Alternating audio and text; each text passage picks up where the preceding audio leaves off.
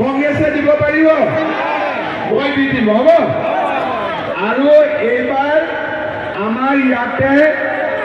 যাৰ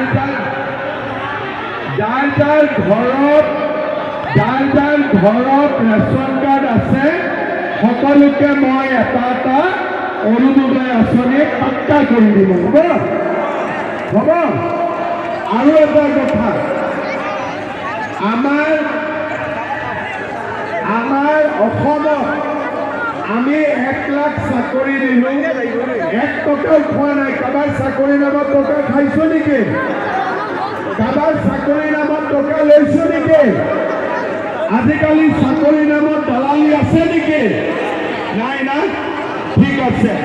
এতিয়া আমাৰ 1 লাখ চাকৰি হৈ গ'ল